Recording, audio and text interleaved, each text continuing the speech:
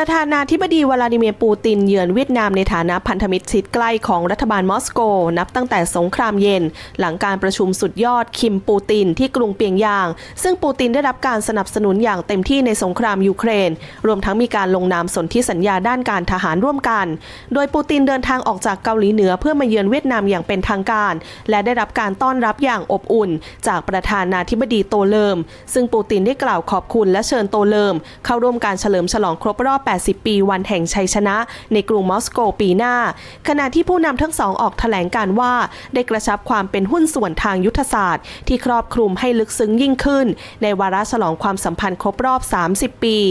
การเยือนเวียดนามของปูตินส่งผลให้มีการลงนามในข้อตกลงต่างๆหลาย10 ฉบับโดยสำนักข่าวแทสของรัสเซียได้รวบรวมข้อตกลงที่ลงนามระหว่างทั้ง2ประเทศและแถลงการสำคัญของผู้นำทั้งสองภายหลังการเจรจาดังนี้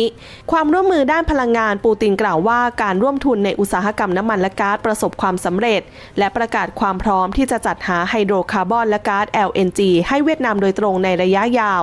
บริษัทซารูเบตเนฟของรัสเซียได้ลงนามบันทึกความร่วมมือในการสำรวจพลังงานบนไหล่ทวีปเวียดนามส่วนบริษัทผลิตไฟฟ้าพลังน้ำรัสไฮโดรจะขยายกำลังการผลิตของโรงไฟฟ้าพลังน้ำในแม่น้ำเวียดนามและมีการลงนามโครงการร่วมระหว่างรัสเซียและเวียดนามสร้างโรงไฟฟ้าพลังงานลมนอกชายฝั่งขนาด 1,000 เมกะวัตต์ในจังหวัดบินทวนส่วนที่หลายฝ่ายจับตามองคือความร่วมมือในด้านนิวเคลียร์การลงทุนการศึกษารัสเซียและเวียดนามลงนามในเอกสารเกี่ยวกับความร่วมมือในด้านการศึกษาระดับอุดมศึกษาตลอดจนข้อตกลงระหว่างมหาวิทยาลัยของรัสเซียและเวียดนามอีกทั้งมีลงนามบันทึกข้อตกลงเกี่ยวกับการกำหนดการก่อสร้างศูนย์วิทยาศาสตร์และเทคโนโลยีนิวเคลียร์ในเวียดนามซึ่งเกี่ยวข้องกับโรซาตอมบริษัทพลังงานนิวเคลียร์ของรัฐบาลรัสเซียและความร่วมมือในการพัฒนาโครงสร้างพื้นฐานในห้องปฏิบัติการเพื่อต่อสู้กับโรคระบาดด้านการค้าประธานาธิบดีรัสเซียชี้ให้เห็นถึงแนวโน้มเชิงบวกในความร่วมมือทางเศรษฐกิจทวิภาคี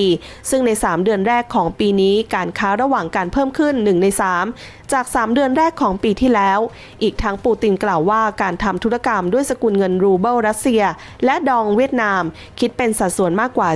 40% ของข้อตกลงการค้าทวิภาคีและปริมาณเพิ่มขึ้นเป็นเกือบ 60% ในไตรมาสแรกและประกาศส่งเสริมการท่องเที่ยวส่วนประเด็นความมั่นคงและความสัมพันธ์ระหว่างประเทศทั้ง2 ฝ่ายแสดงการสนับสนุนความร่วมมือด้านความมั่นคงโดยยึดหลักการไม่ใช้กำลังและการระงับข้อพิพาทอย่างสันติซึ่งจะไม่มีที่ยืนสำหรับกลุ่มการเมืองและทหารที่ต้องการแทรกแซงและประเทศทั้งสองจะยืนหยัดปกป้องหลักการกฎหมายระหว่างประเทศหลักอธิปไตยและการไม่แทรกแซงกิจการภายในของรัฐอื่นๆตลอดจนความพยายามในการเสริมสร้างความร่วมมือในเวทีโลกสุดท้ายปูตินกล่าวว่ารัสเซียและเวียดนามตกลงที่จะทำงานร่วมกันเพื่อค้นหาวิธีเอาชนะความยากลำบากที่เกิดจากสถานการณ์ทั่วโลกโดยเวียดนามเป็นหนึ่งในหุ้นส่วนที่น่าเชื่อถือที่สุดของรัสเซียโดยมีความสัมพันธ์อันยาวนานซึ่งยืนหยัดมาอย่างยาวนานในทางกลับกันโตเลิมกล่าวว่ารัสเซียและเวียดนามตัดสินใจงดเว้นการลงนามข้อตกลงใดๆกับประเทศที่3ที่อาจทำลายเอกราชและอธิปไตยของทั้ง2ประเทศมาร่วมสนับสนุนท็อปนิวส์นำเสนอความจริงได้แล้ววันนี้เพียงกดปุ่ม Super Thanks แล้วเลือกจำนวนเงินตามที่ต้องการได้เลยครับขอบคุณครับ